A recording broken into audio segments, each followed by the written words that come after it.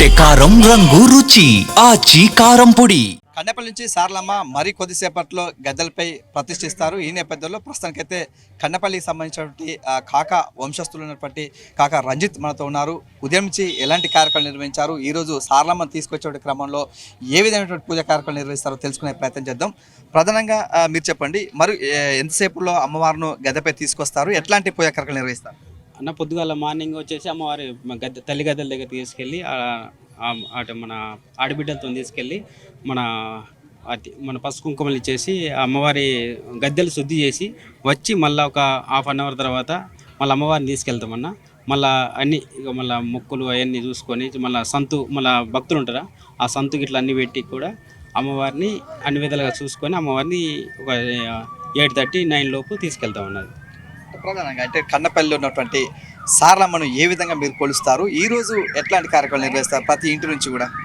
అంటే ఇక అందరికీ సంతోషం అన్న. అమ్మవారికి ఏది కొలిచింది దైవం అన్న. అమ్మవారు ఏదంటే అది ఇక అన్ని విధాలుగా అమ్మవారు మనకి సహకరిస్తుంది. మేము కూడా అమ్మవారికి అట్లా అంటే ఎన్ని రోజుల పాటు ఈ కార్యక్రమం ఉంటుంది? 1 వీక్ ఉంటుంది అన్న. ఉపవాసంతో మళ్ళీ మామూలు ఉపవాసంతో ఉండి అమ్మవారిని కొలిసి మన మాఘశుద్ధ పౌర్ణమి కాబట్టి ఈరోజు సాయంత్రం ఈవినింగ్ తీసుకెళ్తాం అమ్మవారిని. ప్రధానంగా అంటే అమ్మవారిని తీసుకొచ్చేటప్పుడు ఎలాంటి నియమ నిబంధనలు పాటిస్తారు మీ పూజారులంతా కలిసి? సరే అన్న, అటు అమ్మవారిని తీసుకెళ్లే రోజు ఏం ముట్టుకోరు అన్నారు. తిండి ఏముండదు, ఏముండదు. ఉపవాసం ఉంటారు ఆ రోజు. ఒక 1 వీక్ ఉపవాసం ఉండి అమ్మవారిని సేవ చేసి అమ్మవారిని తీసుకెళ్తాం. ప్రధానంగా అంటే కొన్ని కోట్ల మంది కూడా అమ్మవారిని తీసుకొచ్చే వారిని తాకాలి, వాని క్షణాలను చూడాలని ఒక ఉద్దేశంతో వాళ్ళు చూస్తూ ఉంటారు. స్వయంగా అమ్మవారిని మీరు తీసుకొస్తున్నారు, ఎట్లా అనిపిస్తుంది మరి మీకు? చాలా సంతోషం. అమ్మవారు మాకు ఇచ్చిన ఒక దైవేచ్ఛ. మేము అమ్మవారికి సేవ చేయడం మా అదృష్టం. అది కొన్ని కోట్ల మంది మమ్మల్ని ఈ అమ్మవారిని పట్టుకుపోతున్నాం అంటే మా మమ్మీని కూడా వాళ్ళు అమ్మవారితో భావిస్తారు కాబట్టి మాకు పెద్ద సంతోషం. అట్లా అంటే ప్రతి ఒక్కరు కూడా అంటే కోట్లాది మంది కూడా రావడం ఇక్కడికి వస్తున్నారు, మిమ్మల్ని కూడా చూస్తుంటారు. ఇదంతా జాతర అయిపోయాక సాధారణంగా మీరు ఎట్లా జీవిస్తారు ఇక్కడ? సాధారణంగా మళ్ళీ వ్యవసాయ కుటుంబం అన్న మాది. వ్యవసాయ కుటుంబాలే మళ్ళీ యథావిధిగా మేము ఎలాగున్నామో ఇప్పుడే కొంచెం అడావిడి ఉంటుంది. తర్వాత మళ్ళీ సాధారణ వ్యక్తిత్వమే మాది. వ్యవసాయ కుటుంబాలే మళ్ళీ మేము వ్యవసాయం చేసుకొని జీవించడం జరుగుతుంది. మీతో ఎట్లా ఉంటాడు ఇతను? అంటే ఇప్పుడు ఎలా ఉంటుంది, జాతర తర్వాతకి ఎట్లా ఉంటారు? ఇప్పుడు అప్పుడు ఒకేలా ఉంటారు. అంటే అమ్మవారు తీసుకొచ్చేటప్పుడు మీరేం చేస్తారు ఇక్కడ?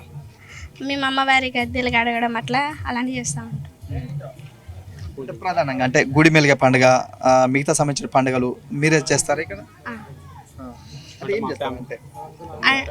అమ్మ అంటే ఆడవాళ్ళు ఉన్నారు కదా, వాళ్ళే ఇక్కడ అమ్మవారికి సంబంధించినవన్నీ క్లీన్ చేయడం అట్లాంటివన్నీ చేస్తూ ఉంటాం. అంటే ఈరోజు సారలమ్మను గద్దెపై ప్రతిష్ఠిస్తారు కదా, ఈరోజు ఎట్లాంటి కార్యక్రమాలు నిర్వహిస్తారు? అంటే స్వయంగా మంగళారతులు చేయడం అట్లా ఏం చేస్తారా?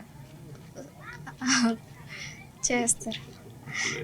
ముగ్గులు అవన్నీ వేసి పూజలు చేసి చూసుకోవచ్చు. ఏదైతే ఉందో కూడా కోట్లాది మంది వేచి చూసేటువంటి తరుణం మరి కొద్దిసేపట్లో సాక్షాత్కరిస్తుంది. ఈ క్రమంలో స్వయంగా ఇక్కడ ఉన్నటువంటి పూజారులు అమ్మవార్లు తీసుకొచ్చే కార్యక్రమం చేయడం మాకు అదృష్టంగా భావిస్తామని చెప్తున్నారు. ఈ యొక్క జాతర తర్వాతకి సాధారణంగా వ్యవసాయమే తమ జీవనాధారంగా జీవిస్తామని చెప్తున్న పరిస్థితి కనిపిస్తుంది. Vote studio. ఎర్రగొట్టే కారం రంగు రుచి ఆచి కారం పొడి.